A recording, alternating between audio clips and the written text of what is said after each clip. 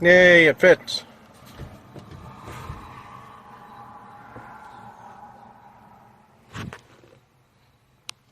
And the trunk closes. Hey everybody, Billy at Hertz Ford Ranch. I just picked up a new tailgate for my truck. Got it at the junkyard. It was actually on a truck that was getting completely full of crap and had the seat belts wrapped around the doors to hold them shut, and they were going to crush it.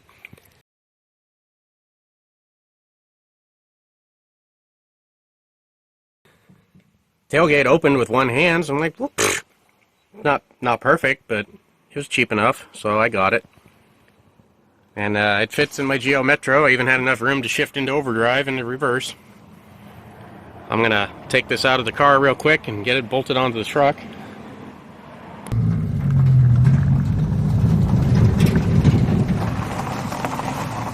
This piece of junk's still sitting in my yard, so I think I'm going to keep it unless my buddy actually shows up and takes it. If it's not pretty soon, I'm probably just going to keep it. Tired of looking at it out front of the house.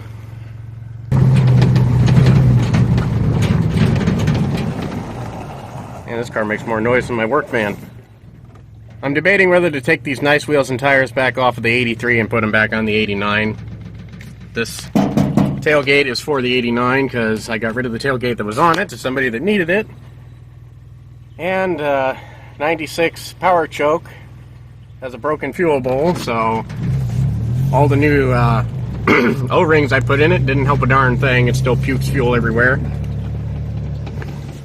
So I'm about to give up on that and just sell it the way it is. Not the truck, but the engine.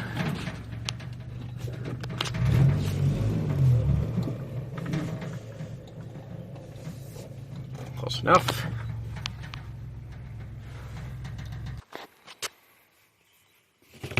Also found this really cool old Smokey the Bear chainsaw cover at the junkyard. Figured I'd snag it. Now I might put it up in the shop or give it to my buddy who's a old logger.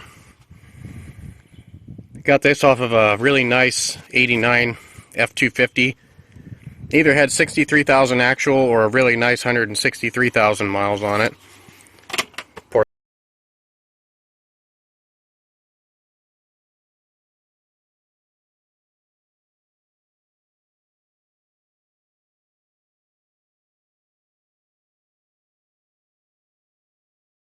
Got wrecked and just totally clobbered. I didn't have any tools with me other than my bare hands.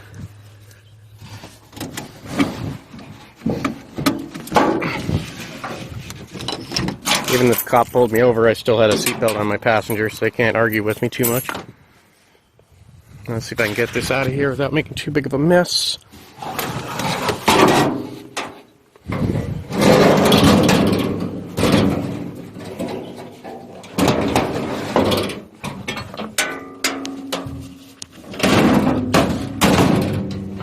Ish.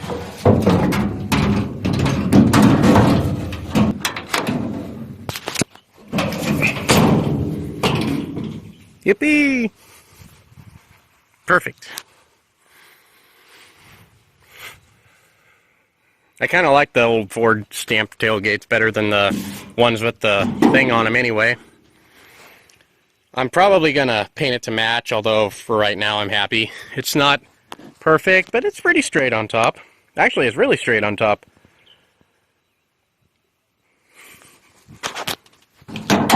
Oh yeah, that's not bad at all. It's got a little dip in it, but that's actually as good or better than the tailgate that's on my 95. This is rattling around quite a bit and moving around, so I need to get some of those pieces, those plastic pieces that slip in there and keep it where it's supposed to be, but I can dig it. I'm gonna put my new light on top. It's leaking. That's not good. Bed's actually pretty decent, all things considered. I put some junk wheels and tires on here because I was going to sell it, and then I said screw it, I'm not getting rid of it. It's a piece of junk, but it's my piece of junk. I don't really want to get rid of it. I like it too much. Might be a day someday, but it ain't right now. This wheel is bent. I thought I didn't get it sucked up all the way, but actually I put a wheel off of that truck over there. Apparently, that is just trashed. Bent the rim. I thought there was only one bent rim on it, but apparently there's two. So that one was bent. The rest of them are okay. They hold air. But I'm either going to find a different set of wheels to put on. I like the Alcoas. These are factory. They're not technically Alcoa, but that's what everybody calls them. They're not actually made by Alcoa. They don't have the stamping on them. At least that's what I've been led to believe. They look close enough. I just always call them Alcoas. Anyway, thinking about putting them back on. I don't remember why. I never did swap this last one out, but who cares? So this truck's been surging. I'm not exactly sure what's up with that, but once it runs for a couple of minutes, warms up, it actually clears up and idles fine. Just Smokey. The truck looks fabulous with the Alcoas on it, but it's just a yard truck, so I'm thinking about getting a different set of wheels for it. I'm not sure. Let's go look and see what the wheels on that green truck over yonder looks like. They're passable. Barely. They'd probably work, but they're... that one's bald. They're so bald I don't even know if it's worth swapping them on. Front ones are just slightly better. My buddy was asking about parts, specifically a carrier for the front end of these trucks, and I don't think mine will work for him. He hasn't written me back. I don't know. So these are what was originally on that 89 when I bought it. They're actually not terrible. That one's bald. This one's pretty bald, and these are okay. They're 285/75/16s, and they got mags on them. Of course, I put them upside down so you can't see them. I didn't have to buy that tailgate, because I already had a Ford stamp tailgate that I painted. And I need to get out of the weather, because this is just stupid. Just getting full of pine needles. This one's actually really straight. It's just that other truck that I took that tailgate off of. I'll put a picture in the video. The truck I took the tailgate off of, scrap trailer, they were going to crush it anyway. It's been in there for several months, maybe a year by now, the whole truck. So I figured, screw it, just take it, you know. Nobody else is taking it in this time, so obviously nobody wanted it, but it's a really nice tailgate, so I don't know. I go back and forth on getting rid of Brownie, the factory turbo diesel Ranger. Interior is a bit of a mess, starting to leak water a little bit. I need to get it under cover or get rid of it.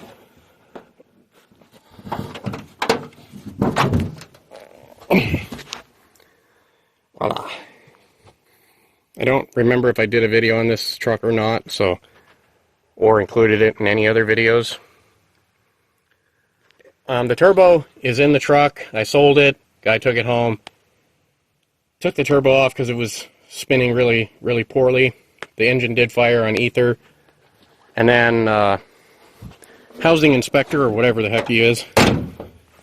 Zoning, I don't know. Not zoning. The guy that drives around town and says your place is too ugly, clean it up. Well, he had too many cars and trucks. And this one was his ugliest and newest acquisition, so he decided to, oh, there it is. He decided to call me and say, hey, do you want to buy it back? I said, yeah. So I bought it back. That is a puny freaking turbo. But at least it's there. And there's the bolts to the drive shaft, because he towed it on a tow dolly and took the drive shaft out so he didn't burn the transmission up. That was smart. Actually, I helped him take the drive shaft out. Anyway, I don't really want to get rid of it. I need to put it under cover. I just got to figure out an actual system and get rid of some of my crap. The tailgate cover could go on the 89's new tailgate. That would make it a slidey surface and keep the crap out of the guts and everything. God, So much junk. I guess it's popped. Got a newer Super Duty wheel on the F Super Duty. That kind of makes sense. I put a new crankshaft position sensor on here the other day, along with doing the new fuel regulator manifold O-rings. Oh, I left the batteries in it. I'll have to charge them up. Anyway, if you've watched my other videos, I'm sure I've explained the situation on this truck before. It's got an 8x12 dump bed, needs a little bit of rot repair done on the bed. The truck is in decent shape for a work truck. The people I bought it off have had it for 20 years, lost the title, took the bill of sale to the DMV, got a clean title for it because it was a company. Usually there's no janky stuff with companies, or at least usually not. I have gotten this engine to run, but I had to keep feeding it ether with the glow plugs disconnected. It sounded pretty good, couldn't really rev it up because there's no throttle control that I'm aware of, because it's electric. Anyway, yada yada yada. Rebuilt the fuel pressure manifold. It still leaks like a sieve. Apparently the fuel bowl's cracked. I couldn't see it. That's the only explanation left. I'm just going to sell the engine as it is. I might try to run it one more time, but I can only get it to run on a boatload of ether. I don't really like doing that, so I might just say, hey, it ran, and, you know, take your chances with it. And it's got 250,000 miles on it anyway, so I don't know how much longer this particular engine's lifespan is going to be anyway. Not because it's a Power Stroke, you know, they can go 500,000 million miles. I'm just not a fan of Power Strokes. It's just, I don't know how well it's been taken care of. Probably pretty well taken care of, and they dumped a pile of money in it, but their mechanics were subpar. Put a brand new Motorcraft position sensor on it, crankshaft position sensor, which I think the one that they did put on, and it was brand new, was junk from Napa or something, because when I cranked the engine over, sitting in the cab, I had Mom crank it over with the, well, it did. Crank it over with the clicker, and I wonder if I left the key on. Hope not. Anyway, the tachometer didn't turn. Well, it should have been off, but I did that with my Ranger before and batteries went dead, so that's probably why it's dead. Anyway,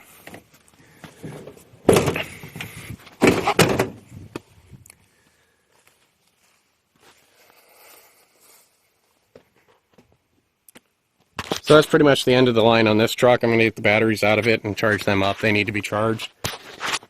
I doubt it's going to, I mean, it wouldn't even turn over. You just saw me try to click it. Yeah, it's dead. So I can't even start the 88 or 83 until I charge them up. I might just bring the battery charger back up here. I have the power cord out anyway. Just charge them up here and then throw them in this, or throw them in this truck, charge them up, and then move this. I got to get the grass cut. I haven't felt very good for the last couple of weeks. I haven't done much anything. I just figured I'd make this little update video. Not that there's that many people that care probably, but regardless, there are people subbed to my channel. I figured I'd give a little update. I've been nothing but lowballed on that steel flatbed. I don't care. I'm not dropping the price. $300 is fair. Oh, while we're here, I think I've got everything as far as the carburetor squared away, other than messing with needles and seats and getting an AFR on here to get it running good.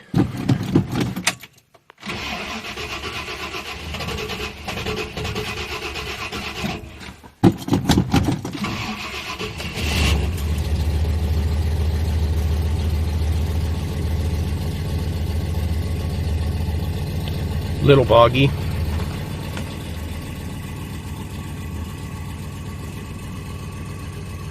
But I'm not having to touch the throttle. The choke is all the way closed, or at least it should be, the way I adjusted it. We'll go ahead and pop the hood since it's staying running. good, the door shut. So I adjusted it so the choke is all the way closed, which kind of hinders it a little bit.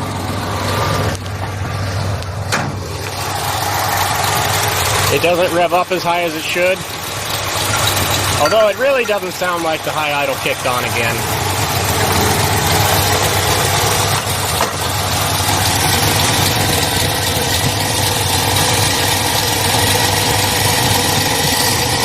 Nope, it didn't kick on again, dang it. I don't know why the high idle won't kick on. I've done everything I can think of to make it go.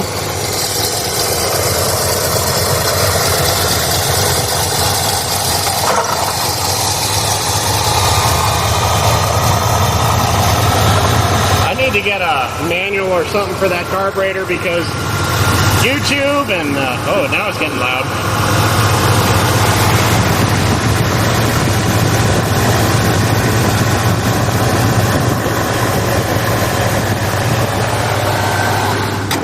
See, that's what it's supposed to do. I can't understand why the high idle won't kick on when I pump it. Now, obviously it came on a little bit, but not all the way. And then I had to manipulate it by hand again, which that's supposed to happen when you set the choke, especially since I had the choke all the way closed when it first gets pumped. Poor car. I need to get my shop put up. I'm thinking about putting the shop right here, actually, rather than down there by the cab. That's what I was going to do, but I really don't need it down there. I have gravel up here now, and I can, if I need to run electric, I can just run a cord. I don't have to have power ran all the way down there, which is a waste of time. And I could possibly make a circle drive. So anyway, that's another story. So the carburetor is not dialed in like I thought. That's discouraging.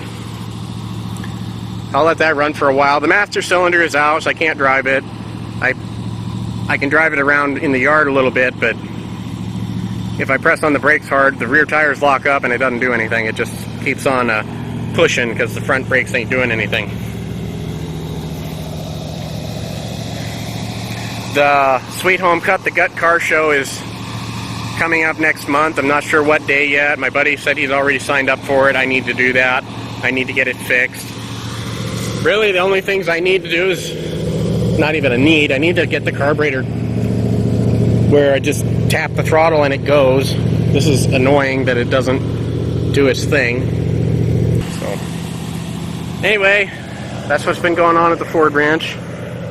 Not a lot. A little bit here and there, but not a lot. Hopefully when I feel great today. I need to get a few things done while I feel good. And my 95, I should just get rid of it. I decided to keep the 89. It's not going anywhere.